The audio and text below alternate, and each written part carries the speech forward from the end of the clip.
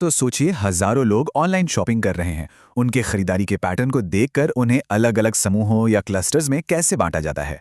इस एक्सप्लेनर में हम बिल्कुल यही समझने वाले हैं। के मीन्स क्लस्टरिंग नाम के एक बहुत ही पावरफुल एल्गोरिदम का पूरा स्टेप बाय स्टेप गणितीय विश्लेषण करने वाले हैं। एकदम गहराई से देखेंगे कि डेटा के इस महासागर में ये तकनीक असल में काम कैसे करती है। आगे बढ़ने से पहले फटाफट देख लेते हैं कि आज का एजेंडा क्या है। पहले कस्टमर सेगमेंटेशन का बेसिक समझेंगे, फिर सेंट्रॉइड्स को इनिशियलाइज करेंगे, यूक्लिडियन दूरियां निकालेंगे, सेंट्रॉइड्स को अपडेट करेंगे और आखिर में इस पूरी इटरेशन को दोहराएंगे। बस यही स्टेप्स हैं जो सारी जटिलता को खत्म कर देंगे।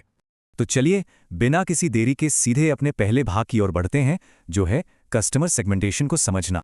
असल दुनिया की एक बहुत बड़ी समस्या ये है कि ये कैसे तय हो कि कौन से कस्टमर समानताओं के आधार पर एक ही ग्रुप में आते हैं और किन्हें अलग अलग क्लस्टर्स में रखा जाना चाहिए। यहीं पर के मीन्स क्लस्टरिंग काम आता है। ये मूल रूप से बिखरे हुए डेटा पॉइंट्स को लेता है और गणितीय रूप से यह साबित करता है कि कुछ पॉइंट्स एक विशिष्ट क्लस्टर में एक साथ क्यों होने चाहिए। इसमें कोई अनुमान नहीं लगाना होता, ये समानताओं को पहचानने और दूरियों को सटीक रूप से मापने का एक प्रॉपर संख्यात्मक तरीका है।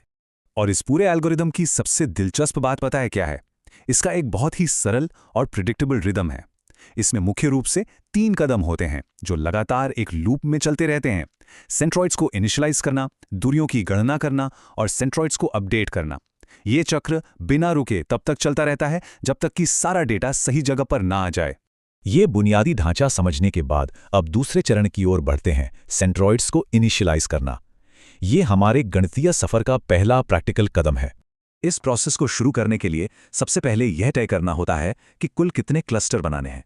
इस उदाहरण के लिए हम सिर्फ 2 क्लस्टर्स K1 और K2 पर फोकस करेंगे। अब पहले 2 डेटा पॉइंट्स को लेते हैं, कस्टमर 1 और कस्टमर 2। ये असल दुनिया के वेरिएबल्स को दर्शाते हैं। यहाँ X का मतलब है खरीदे गए आइटम्स की संख्या और Y का मतलब है कुल खर्च। कस्टमर 1 ने 20 आइटम खरीदे और 500 खर्च किए, जबकि कस्टमर 2 ने 40 आइटम खरीदे और 1000 खर्च किए।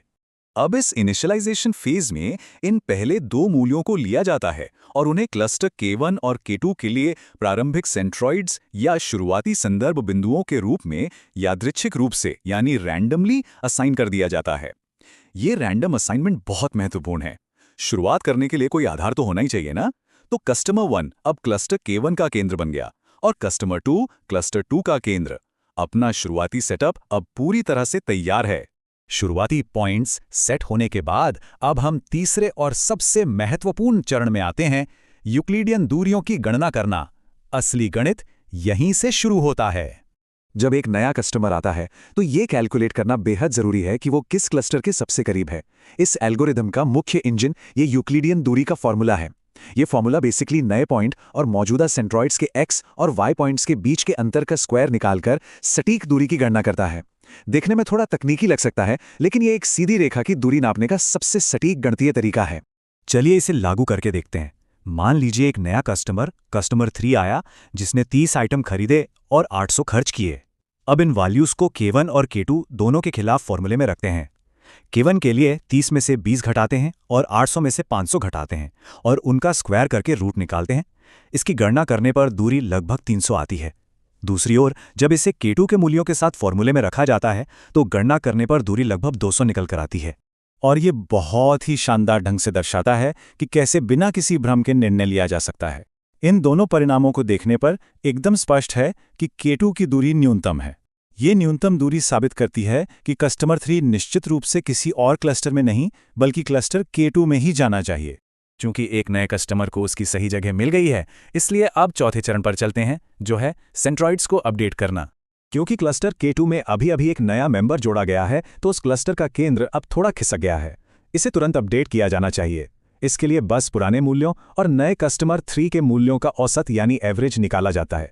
40 और 30 का औसत हुआ 35 और 1000 और 800 का औसत हुआ 900। इस सिंपल सी कैलकुलेशन से एक एकदम नया और अपडेटेड सेंट्रॉइड तैयार हो जाता है। 35 और 900, पुरानी वैल्यू 40 और 1000 का काम अब हमेशा के लिए खत्म। एक पूरा चक्र समझने के बाद चलिए अब 5वें चरण की ओर बढ़ते हैं, इटरेशन को दोहराना, ताकि कॉन्सेप्ट बिल्कुल पक्का हो जाए। आइए देखते हैं कि लूप आगे कैसे काम करता है। इस बार एक चौथा डेटा पॉइंट लेते हैं, कस्टमर 4। इसने सिर्फ 300 के खर्च में 18 आइटम खरीदे।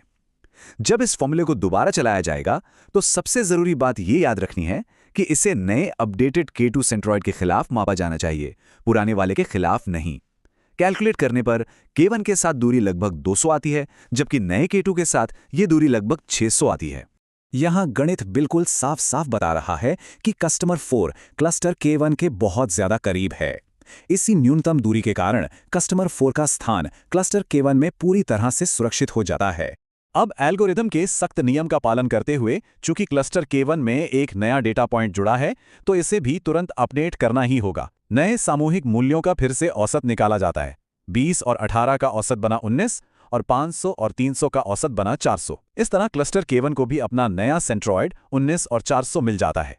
तो अंत में ये सुनहरे नियम पूरी K-मीन्स क्लस्टरिंग पद्धति की रूपरेखा तैयार करते हैं। रैंडम शुरुआती सेंट्रॉइड्स को इनिशियलाइज करना, नए डेटा के लिए दूरी निकालना, डेटा को उस क्लस्टर में डालना जहां दूरी सबसे कम हो, उसके तुरंत बाद सेंट्रॉइड का औसत अपडेट करना और इस पूरी प्रक्रिया को तब तक दोहराना जब तक कि सभी पॉइंट्स पूरी तरह से क्लस्टर ना हो जाएं। ये सरल से कदम बहुत ही जटिल डेटा को एक एकदम तार्किक और दोहराए जाने वाले चक्र में बदल देते हैं। इस पूरे मैनुअल वॉकथ्रू ने इस एल्गोरिदम के मूल में मौजूद बहुत ही शानदार और खूबसूरत गणित को सामने रख दिया है। लेकिन एक बहुत ही दिलचस्प सवाल यहाँ उठता है। यदि यह मैनुअल चक्र केवल 4 खरीदारों के लिए इतनी परफेक्शन के साथ काम करता है, तो जरा सोचिए कि ई-कॉमर्स वेबसाइट्स पर मौजूद लाखों करोड़ों डेटा पॉइंट्स के लिए इसे स्केल करने में कितनी विशाल कंप्यूटेशनल शक्ति लगती होगी। जिस रफ्तार और सटीकता से आधुनिक मशीनें हर सेकंड इन लूप्स को चलाती हैं, वो वाकई तकनीक का एक चमत्कार है। तो अगली बार जब भी ऑनलाइन शॉपिंग हो, तो याद रहे, पर्दे के पीछे इसी तरह का कोई जटिल गणित लगातार अपना काम कर रहा है।